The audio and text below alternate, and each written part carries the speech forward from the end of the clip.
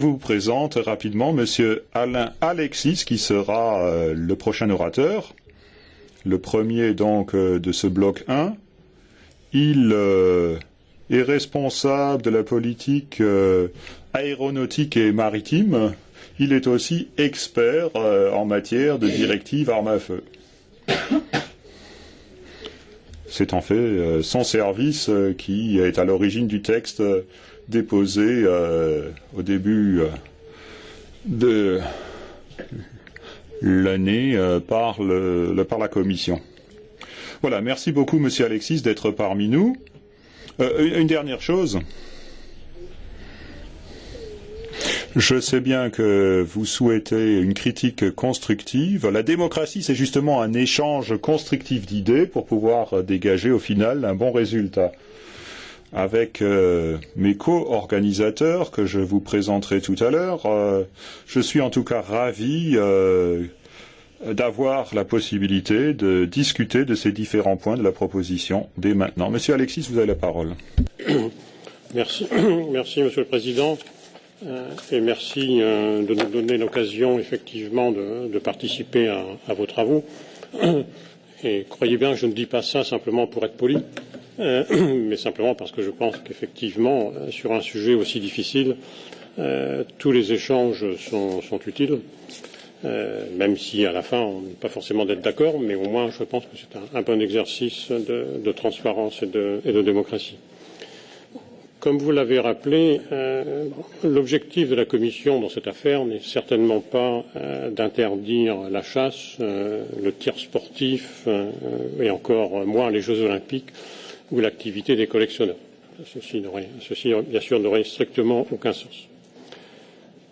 Nous savons tous qu'il y a des millions de propriétaires en Europe d'armes à feu, qui sont des armes légales pour ces différentes activités, et millions de propriétaires qui ne posent strictement aucun problème en termes de sécurité. C'est un élément de fait, et il convient évidemment d'insister sur cet élément. Notre élément, c'est que, comme vous l'avez rappelé, les armes à feu ne sont pas des produits comme les autres. Les armes à feu, donc effectivement, sont des produits qui peuvent tuer des gens. Il y a des armes à feu qui, au moins au départ, les armes militaires, ne sont pas faites pour décorer. Les armes militaires sont faites pour tuer dans le cadre de conflits. Et c'est la raison pour laquelle, comme vous l'avez indiqué, je suis responsable de l'unité défense. Donc, c'est-à-dire que l'essentiel de mon travail consiste à mettre en place des plans d'action pour développer la défense européenne et donc construire des armes. Donc je n'ai pas d'a priori contre les armes à ce sujet. Mais compte tenu du fait que les armes sont dangereuses, ceci explique qu'il y a un contrôle de ces armes, contrôle qui existe dans tous les États membres et qui est plus ou moins strict selon les États membres. Comme vous savez, dans certains États membres, la réglementation actuelle est plus stricte que ce que la Commission propose. Donc on ne part pas de zéro. Comme vous l'avez rappelé, je pense qu'il est important d'insister sur le fait qu'un équilibre doit être trouvé. Un équilibre doit être trouvé entre les intérêts qui sont tout à fait légitimes des chasseurs, des tireurs sportifs, des collectionneurs, et d'un autre côté, la nécessité d'un contrôle strict des armes et la nécessité d'assurer la sécurité. La Commission a présenté une proposition, comme vous l'avez rappelé. Une proposition, comme son nom l'indique, ne fait que proposer, est destinée à être améliorée. Donc, effectivement, il y a eu une discussion extrêmement animée et utile avec le Parlement européen et le Conseil. Donc des progrès sont en cours.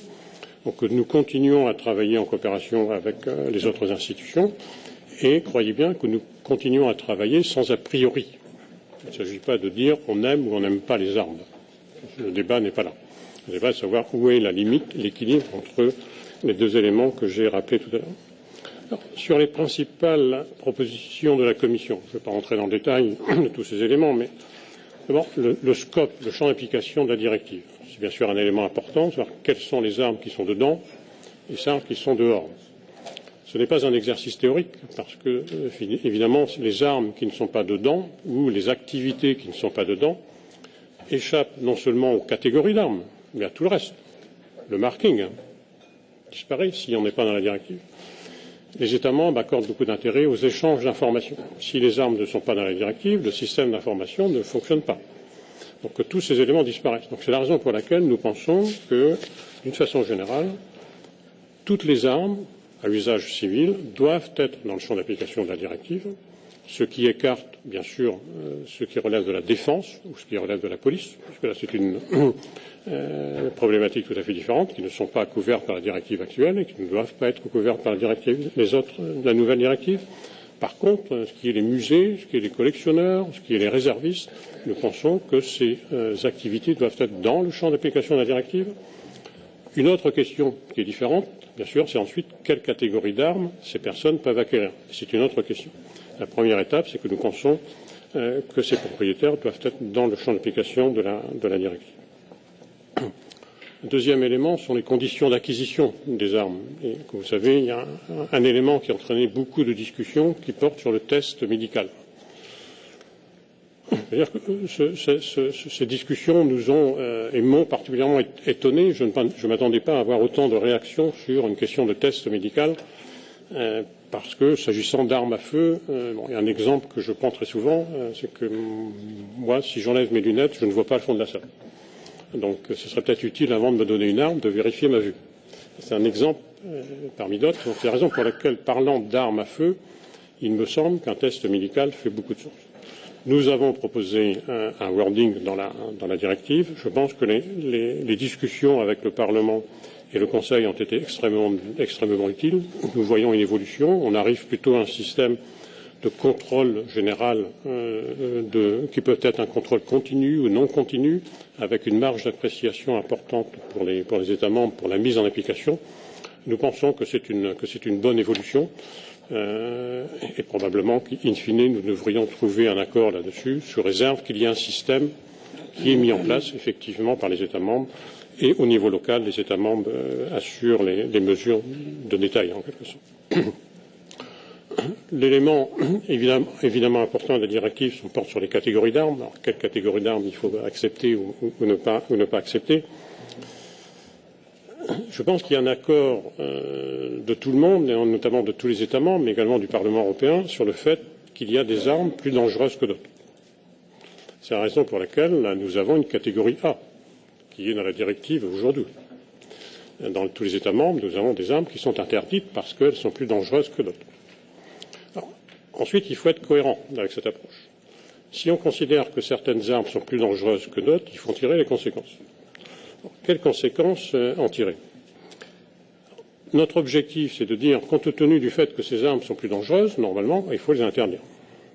Donc, on les met en catégorie A, et il faut être strict sur les dérogations dans les catégories A. Parce que si on met en catégorie A toutes les armes et qu'ensuite on dit aux États membres, vous pouvez déroger pour toutes les raisons que vous voulez, on tourne rond.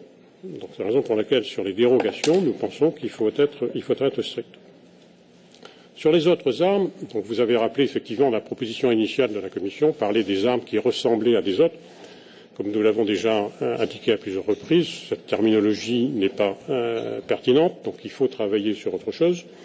Et à ce sujet, nous pensons que les travaux qui ont été menés par le Conseil et ensuite par le Parlement vont dans le bon sens sur la limitation de la capacité des chargeurs. C'est un élément objectif.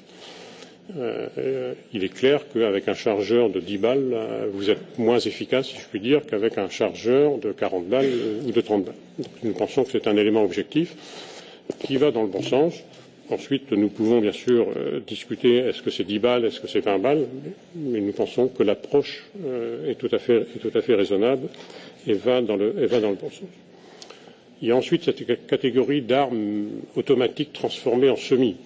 En fait, ces armes automatiques transformées en semis, généralement, ce sont les surplus de l'armée, qui viennent de l'armée israélienne ou qui viennent de l'armée russe, et qu'on retrouve sur le marché transformées en semi-automatiques.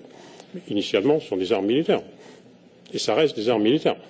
Le fait qu'elles soient transformées en semis ne change rien au fait que ce sont des armes militaires. Et comme vous le savez, les massacres qui ont été commis en Europe au cours des 10 dernières années ont été généralement commis avec des armes semi-automatiques. On peut y revenir, mais ce sont des faits. Ce sont des faits. Je pense que si on veut progresser sur le dossier, il faut rester sur des éléments factuels. C'est-à-dire que quand on regarde les massacres qui ont été commis en Europe, ils ont été commis avec des armes semi-automatiques, pas avec des automatiques, sauf exception. Donc c'est la raison pour laquelle nous pensons qu'il faut évoluer en ce sens.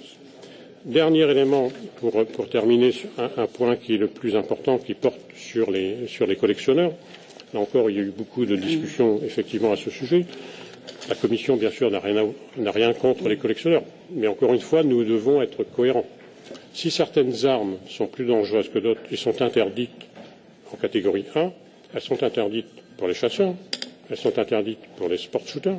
Pourquoi faudrait-il les autoriser pour les collectionneurs? Nous pensons qu'il faut être cohérent et ces armes devraient être interdites pour les collectionneurs. Voilà, Monsieur le Président, en quelques mots, les pistes d'évolution que la Commission est prête à accepter.